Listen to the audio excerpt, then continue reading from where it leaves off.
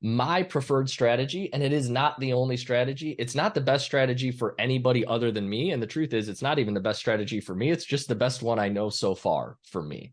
But it is one that I describe as uh, low volume, high margin strategy. I've been doing this for 12 years now, and I've done less deals than Scott Spear has done in the last year. And I don't think I'm exaggerating when I say that. I mean, certainly I've done less than he's done in the last 2 years. I've probably on my own done like 7 deals, but we're taking them from 300,000 to 1.8 million, or from 500K to 1.5 million. The most recent one we did, Chris Michaels, some of you may know, great friend of mine, brother really, and a partner in my last storage deal. He actually found the deal. We bought it in South Carolina for 300, and I want to say 365, maybe it was 395. I don't remember.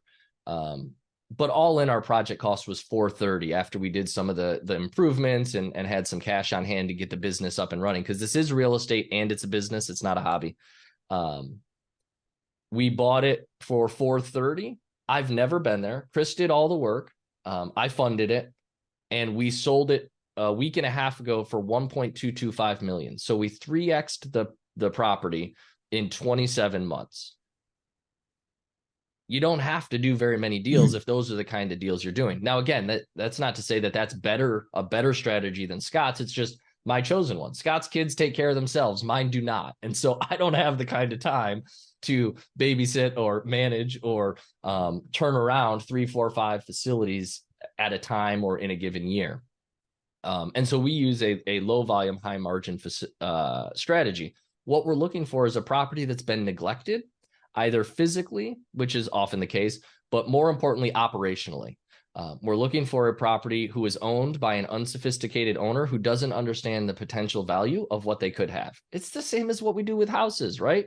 The tired landlord, you swoop in and save them from their tiredness by buying their house. Now, you're doing that, one, to help them, but also to get paid. And so you're not going to pay them more than it's worth. And we do the same thing in the storage world.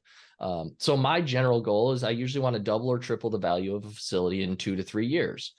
Does it always happen? No. But what this strategy does, and this is particularly pertinent right now because of where we are in the market, the cycle, the economy in general, storage as an industry. And we may get into this a little bit later, but for now, what I'll say is we don't allow the market as sophisticated investors to dictate if we invest. We allow it to color how we invest. And right now we are near the peak of a market. I'll be the first to tell you that. And there are a lot of people that have been buying for the last 2 years in a way that I would describe as reckless. And because of that, as the market kind of softens and reverts to the mean, right, comes back to normal, they're likely to get hurt. I'm not likely to get hurt. The reason being, we buy our properties at 50 cents on the dollar. So with the idea that we're going to force appreciation at least as fast as the market could ever take it back from us. That way, our worst case scenario is we added value and the market took it back. Well, we're still not upside down in the property, right? So hopefully that makes sense from a risk mitigation standpoint. I'm very big on, the first rule of investing being to preserve your capital first and grow it second. And what I just outlined is kind of the strategy for that.